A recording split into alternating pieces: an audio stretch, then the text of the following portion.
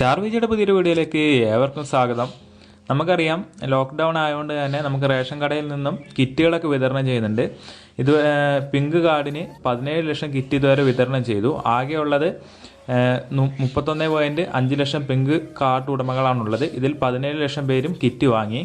അതേപോലെ തന്നെ നമ്മുടെ AAY അതായത് മഞ്ഞ കാർഡുള്ളവരുടെ കിറ്റ് വിതരണം പൂർത്തിയായി. എന്നാൽ നീല വെള്ള കാർഡുകൾക്കുള്ള കിറ്റ് വിതരണ തീയതി തീരുമാനിച്ചിട്ടില്ല. കാർഡ് ഇല്ലാത്തവർക്ക് കിറ്റ് നൽകുന്നതിലും തീരുമാനമെടുത്തിട്ടില്ല. ഇനി വേറൊരു ഇൻഫർമേഷൻ എന്താണെന്ന് വെച്ചിട്ടുണ്ടെങ്കിൽ, നമുക്ക് റേഷൻ കാർഡ് ഇല്ലാത്ത ഒരുപാട് ആൾക്കാരുണ്ട്. അപ്പോൾ അവർക്ക് അക്ഷയ കേന്ദ്രത്തിലൂടെ ഇനി ഈ റേഷൻ കാർഡ് ലഭിക്കും, അതായത് ഇലക്ട്രോണിക് റേഷൻ കാർഡ് ലഭിക്കും. അതിനായിട്ട് എന്താ ചെയ്യേണ്ടതെന്ന് വെച്ചിട്ടുണ്ടെങ്കിൽ, അപേക്ഷ സ്വീകരിക്കുന്ന അക്ഷയ കേന്ദ്രത്തിലൂടെ തന്നെ ഇനി ഈ റേഷൻ കാർഡ് ലഭിക്കും. സിവിൽ സപ്ലൈസ് ഡയറക്ടറുടെ ശുപാർശ പ്രകാരം ഇതിന് ഭക്ഷ്യ പൊതുവിതരണ വകുപ്പ് അനുമതി നൽകി. കോവിഡ് കാലത്ത് അർഹരായ പല കുടുംബങ്ങൾക്കും റേഷൻ കാർഡ് ഇല്ലാത്തതിനാൽ സൗജന്യ ഭക്ഷ്യദാനം ലഭിച്ചില്ലെന്ന പരാതിയെ തുടർന്നാണ് റേഷൻ കാർഡ് വിതരണം വേഗത്തിലാക്കുന്നത്.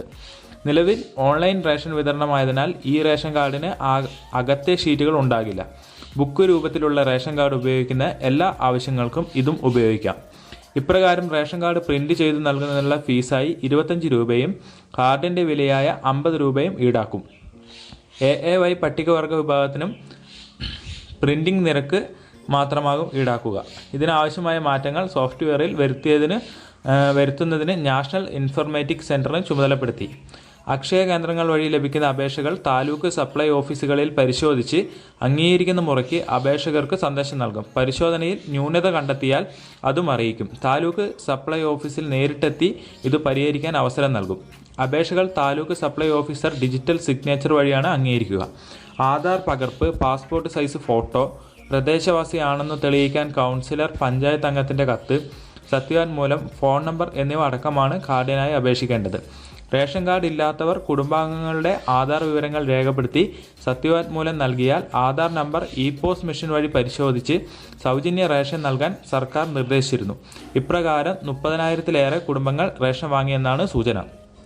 അപ്പോൾ ഈ ഒരു ഇൻഫർമേഷൻ നിങ്ങൾക്ക് ഉപകാരപ്പെട്ടുവെങ്കിൽ ഇതുപോലെയുള്ള ഇൻഫർമേഷനായിട്ട് നിങ്ങൾ ഇനിയും ചാനൽ സബ്സ്ക്രൈബ് ചെയ്തിട്ടില്ലെങ്കിൽ താഴെ കാണുന്ന സബ്സ്ക്രൈബ് ബട്ടൺ, അതോടൊപ്പം കാണുന്ന ബെല്ലൈക്കൺ ക്ലിക്ക് ചെയ്യുക.